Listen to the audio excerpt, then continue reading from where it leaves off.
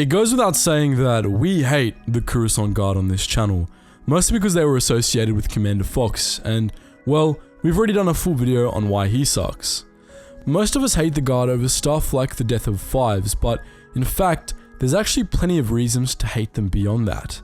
In many ways, the Coruscant Guard laid the groundwork for the Empire, and were effectively Palpatine's prototypes for what would become the Imperial Stormtroopers.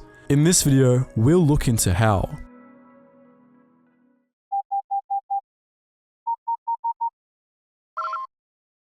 Attention, Sergeant on deck!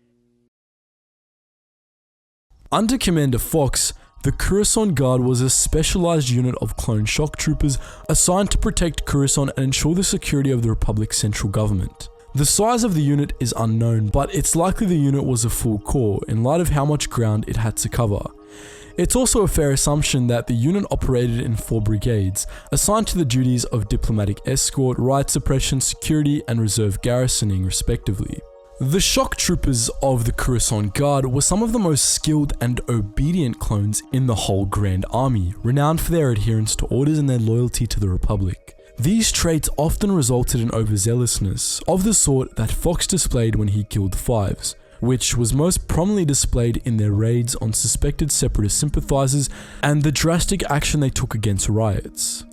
This gave them a certain reputation on Coruscant, and even before the Clone Wars were over, the locals referred to the shock troopers as stormtroopers.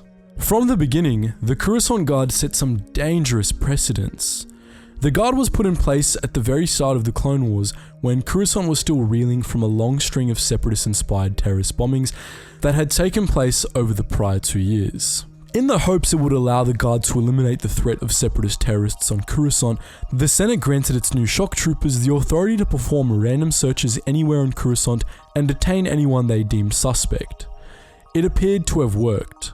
While there were terrorist attacks on Coruscant after the start of the Clone Wars, there were far fewer than there had been before, due in large part to the Guard's new powers, which it used in cooperation with the Coruscant security force across the underworld. But this was only the beginning of such policy. 3 years later, Imperial Stormtroopers would begin using it across the galaxy to keep civilians in line through fear. Intimidation, indeed, was a major component of the Guard's arsenal. Coruscant, with its 5,000 levels and trillions of inhabitants, was incredibly difficult to control, especially with how the inhabitants of the lower levels hated the Republic and the Jedi, as we've mentioned in earlier videos. While the policing of the lower levels was still left to the CSF, the Coruscant Guard frequently helped them in their duties. When governmental matters were involved, the Guard took over entirely, doing everything from investigations to arrests in place of the CSF. Of course, that wasn't a good sign. In the wise words of William Adama, there's a reason you separate military and the police. One fights the enemies of the state, the other serves and protects the people. When the military becomes both, then the enemies of the state tend to become the people.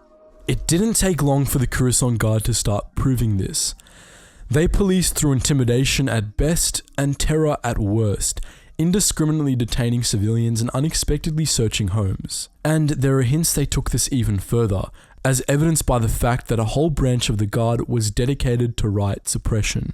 One can imagine riots in the separatist-leaning parts of the Coruscant underworld were fairly common during the Clone Wars, or at least they would have been if the Coruscant Guard didn't have a small army with shields, riot batons, and mastiffs to shut them down.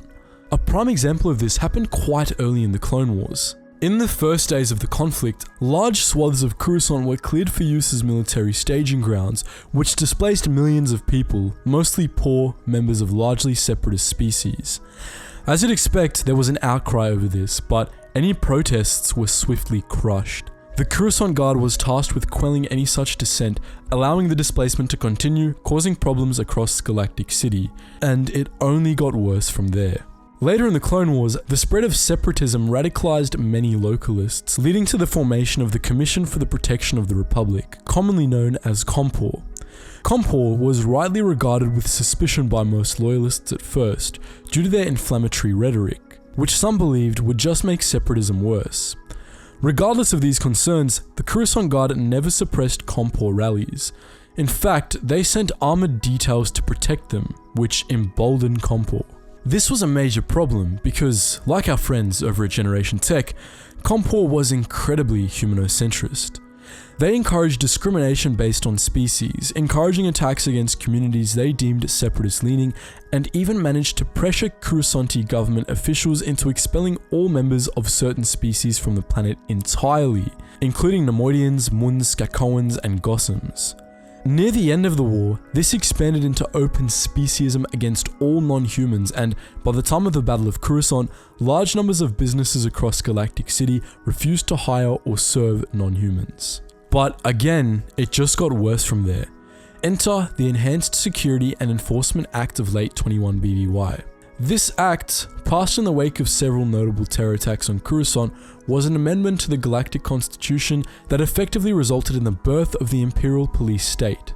A select few senators bitterly opposed the act, some of whom disappeared mysteriously before or after the vote, but it ultimately passed the Senate by a wide margin after the Star of Isken explosion, which killed former Supreme Chancellor Valorum and thousands of others. Among other things, the Enhanced Security and Enforcement Act allowed the Coruscant Guard to use observation droids for surveillance anywhere in Coruscant with no restrictions at all. It also granted the Guard the power to perform searches and seizures without warrants or due process. The Guard did both of these things zealously, using surveillance and sudden raids to terrorize criminals and innocent civilians alike, especially aliens and suspected separatists. The Security Act received a number of amendments as the war dragged on, which granted the Guard more and more power. Notably, one amendment around the time of the Battle of Rendili allowed the Guard to put the whole Coruscant underworld in an effective state of lockdown. No longer were the riot troopers dispatched to the lower levels only armed with stun batons. Instead, lethal force was increasingly used by shock trooper patrols down there, especially at night. The lowest levels effectively became ghost towns, with inhabitants staying inside almost all the time, for fear of the Guard. On the upper levels, the Guard began maintaining security checkpoints pretty much everywhere, forcing anyone looking to pass through to present identification, often multiple forms of it. Not even senators were free from scrutiny. Bail Organa was repeatedly stopped by shock troopers demanding he present multiple forms of identification, which may well have been on the orders of Palpatine.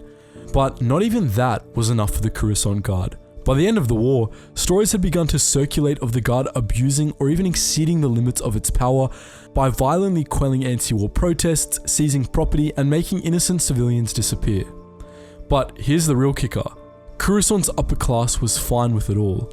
As more and more terror attacks struck the planet, and as General Grievous extended his campaign of conquest into the core worlds, the elites of Coruscant began to feel increasingly insecure.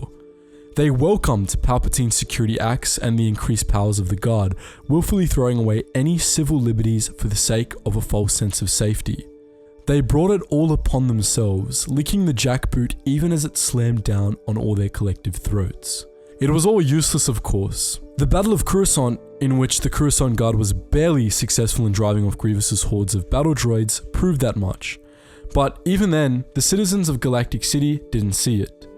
Even with Galactic City itself burning well after the battle had ended, they didn't see that the new security measures were a scam, and those that did were suppressed anyway. Instead, they clamored for more, and a mere days after the end of the battle, they got exactly that.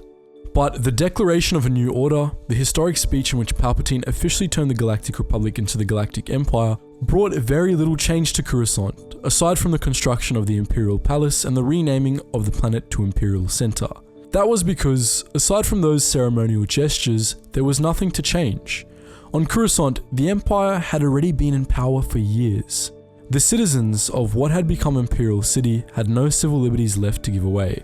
The Coruscant Guard had already ushered in the Imperial State, and right under the noses of the Jedi too. So, that's how the Coruscant Guard helped lay the foundations of the Imperial Police State. But what do you think? On a scale of 1 to 5s, how much do you hate Commander Fox now? Feel free to post your thoughts in the comments section below. And just before you go guys, make sure you check out all those links in the description below, including our Geetsly's Gaming Network, our main Discord server, and the Patreon if you want to help support the channel. Anyways guys, as always, thank you so much for watching, and I hope to see you in the next video.